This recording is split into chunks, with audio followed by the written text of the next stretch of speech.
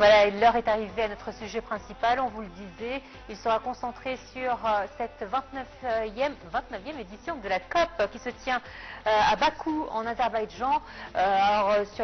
Donc c'est un grand rendez-vous mondial sur les changements climatiques et c'est une conférence donc internationale organisée par les Nations Unies. Elle se tient du 11 au 22 novembre 2024 et pour nous en parler, nous avons le plaisir d'avoir avec nous par téléphone l'ambassadrice Wafa Bassim, ancienne ministre adjointe des Affaires étrangères, et on vous félicite par la même occasion pour votre nouveau poste au sein du Conseil de la femme. Bonjour. Bonjour et merci pour vos mots très gentils. Ah, vous le méritez. Vous avez longtemps été une de nos invitées les plus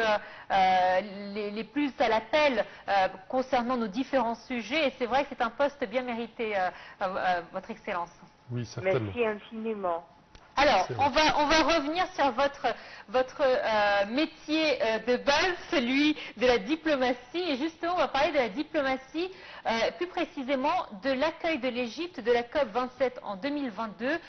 C'est vrai que c'est une édition qui a beaucoup marqué les esprits, puisque c'était la première fois où les Nations Unies avaient réussi à récolter les fonds nécessaires pour venir en aide aux pays en développement. La somme était 100 milliards de dollars à l'époque, et c'est vrai que c'était un grand pas qu'on avait fait par rapport à cela. Rappelez-nous justement les différents points essentiels de cette COP qui s'était tenue chez nous. Là, je vais reprendre les mots et les points principaux que le Premier ministre égyptien, le docteur Madbouli, a compris dans son allocution devant la COP 29 à Bakou, au nom du président de la République, son Excellence ici.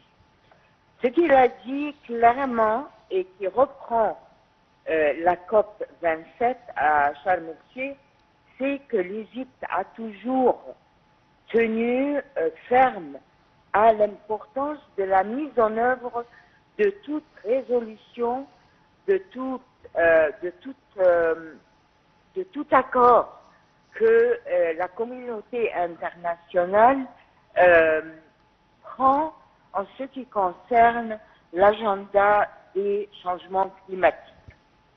C'est seulement pas pour les nouveaux projets, mais l'importance aussi de remplir la crevasse qui est contre le nouveau projet, mais aussi les pertes et les désastres climatiques que les pays en voie de développement n'ont pas la capacité financière ou technique pour les traiter. Ce qui cause des pertes économiques considérables, mais aussi des pertes de ressources humaines.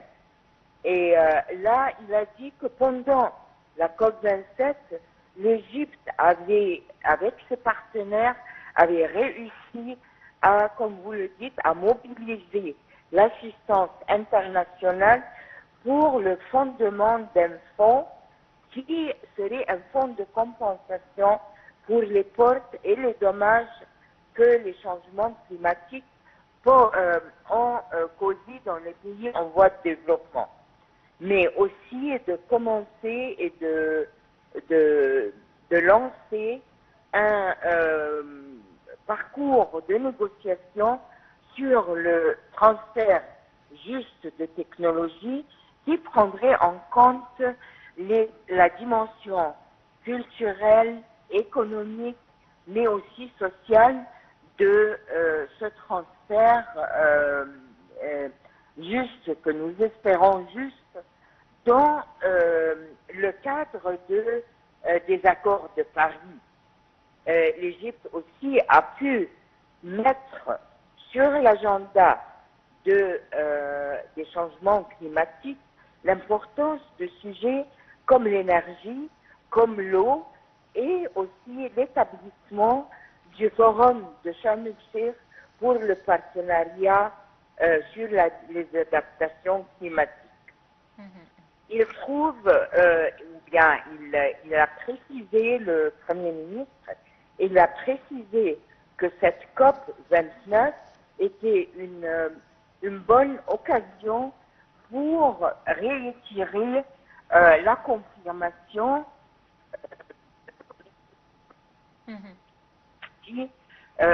de se soumettre à leurs obligations, d'obéir à ces obligations en accord ou en mise en œuvre pour l'accord cadre et l'accord de Paris. Surtout, ce qui est très important, de prévoir le financement nécessaire pour l'appui des pays en voie de développement, pour le renforcement, et il a montré ou il a cité les rapports de la Commission économique de l'Afrique qui a bien précisé que l'Afrique mobilise presque 5% de son GMP pour traiter des changements climatiques. Il a aussi précisé que l'Égypte tient à poursuivre une approche nationale globale qui vise au transfert vers le développement durable qui va main en main avec l'environnement. Et de là, vous savez bien, et aussi j'espère bien les auditeurs de notre programme, et on a lancé la stratégie climatique jusqu'à l'année 2050, la stratégie du développement durable jusqu'à 2030, l'acheminement des différents investissements vers des projets pour le transfert vers un développement vert et une économie verte, et aussi la coopération avec nos partenaires pour le développement pour la croissance de la production de la nouvelle énergie et l'énergie renouvelable pour qu'elle atteigne le but de 42% de toute l'énergie qui sera utilisée en 2030. Parfait. Bonjour, Votre Excellence. Bonjour, ça va? Ça va, merci. Alors, quand on parle également de cette conférence, la COP29, on parle de doutes et de craintes des pays, surtout avec la réélection de Donald Trump qui a arrêté l'application de ces termes sur les États-Unis pendant sa présidence, sa première présidence. Alors, comment voyez-vous le futur de cette COP29 et l'application de ces recommandations? Bon, certainement qu'il y a des doutes, qu'il y a beaucoup d'inquiétudes aussi, parce que jusqu'à maintenant, les pays développés, les grandes puissances économiques surtout et industrielles, n'ont pas répondu à leurs obligations, leurs différentes obligations. Et vous avez bien précisé, et vous avez tout à fait raison, que l'administration, la première administration américaine sous le président Trump avait vraiment, je ne dirais pas boudé, mais voulait vraiment se retirer de ses obligations, trouvant qu'ils ne sont pas obligés à répondre ou à coopérer dans le domaine de l'économie verte, ni du contrôle des gaz venant des fossiles, ni de l'huile, ni de prendre en main les grands projets dans les pays en voie de développement pour créer de nouvelles sources d'énergie qui sont amis à l'environnement. Ils ne veulent pas admettre l'ancien et qui reste toujours un principe très important que celui qui pollue devrait payer. Ils veulent que le fardeau des pertes, des dommages, soit distribué à part égale avec tous les pays du monde, ce qui est tout à fait injuste, puisque les pays en voie de développement n'ont ni les capacités financières, ni les capacités techniques de la mise en œuvre de ces résolutions et de ce projet tout seul. Ils ont besoin de l'assistance des grandes puissances industrielles et économiques, mais aussi des grandes institutions internationales onusiennes ou celles qui étaient créées avec les accords de Paris, ensuite de la COP 27 et déjà depuis l'accord cadre des changements climatiques. Aujourd'hui, les changements climatiques ne sont plus une fiction scientifique. Ils sont une réalité dont tout le monde souffre, à part le monde, à part les pays et à part les continents. Et on ne peut pas rester avec les mains croisées sans continuer à faire ça. Il est trop tôt maintenant, peut-être, de voir si le président Trump va continuer à prendre cette position extrêmement négative et extrêmement injuste en ce qui concerne les résultats des changements climatiques. Effectivement, vous avez raison. Et justement, on va revenir sur cette COP 29 qui se déroule actuellement à Bakou.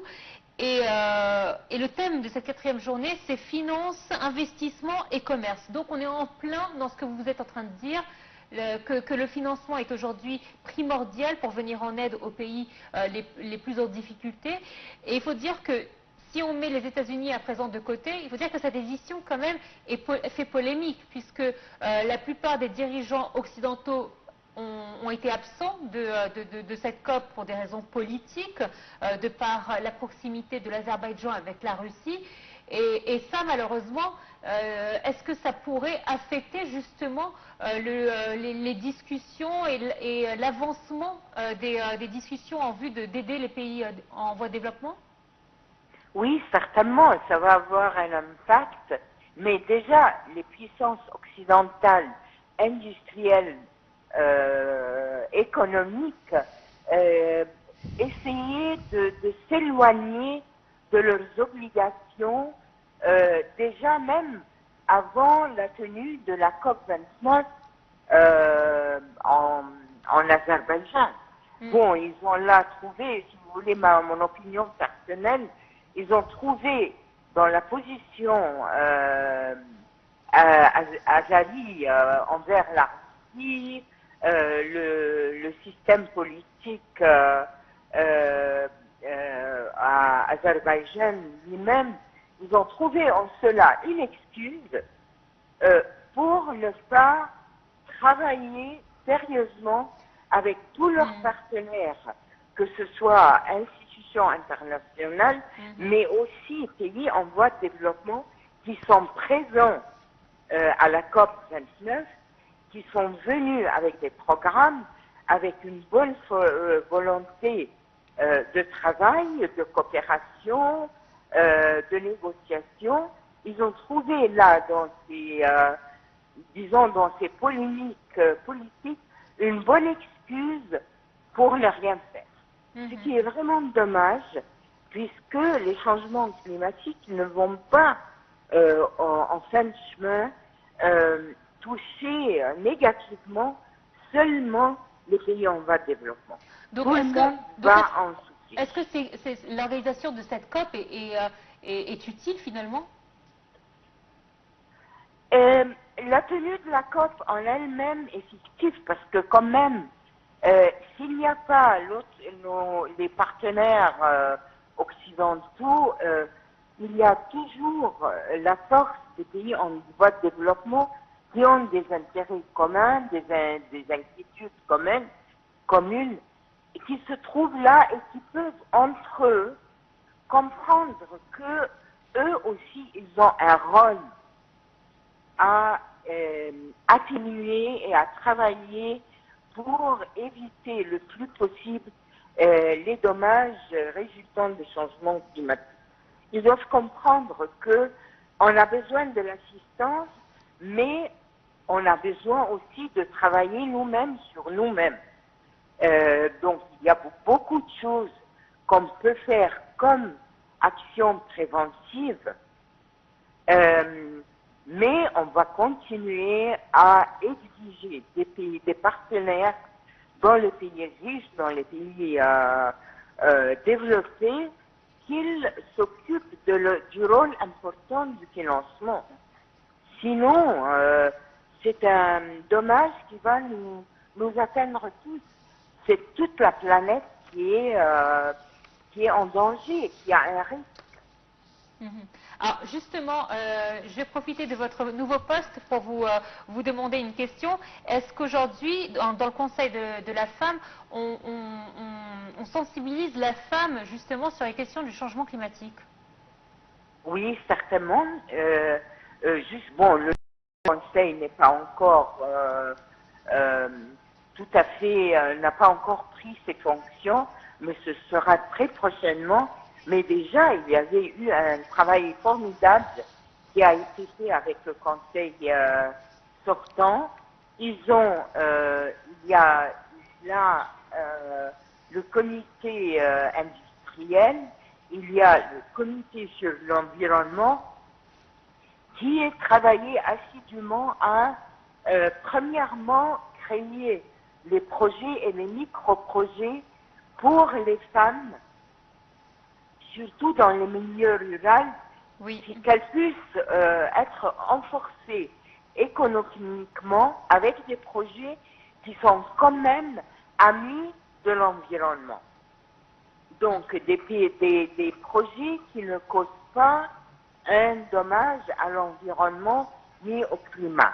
Il y a aussi des campagnes de sensibilisation sur l'importance de la conduite économique, sociale de tous les jours qui peut éviter plus de dangers pour le climat. Nous parlons par exemple le fait qu'on brûlait la paille du riz et qui causait quand même un grand taux de pollution. Oui, parfait. L'usage de certaines machines, le manque de maintenance, de maintien de certaines machines agricoles, de sorte qu'elles laissaient passer beaucoup de dioxyde de carbone. Donc il y a beaucoup de choses. Et si on regarde pour la femme, c'est un des éléments qui sont le plus touchés par les résultats négatifs d'un changement climatique. Parfait, que ce soit pour sa production. Oui, Votre Excellence ambassadrice Wafa Bassim, nous tenons à vous remercier énormément de vos explications. Merci à vous. Je répète que vous êtes ancienne ministre adjointe des Affaires étrangères. Et on aura certainement l'occasion de la voir au téléphone pour nous parler plus en détail de ces nouvelles activités. Certainement, certainement. À présent, une petite pause.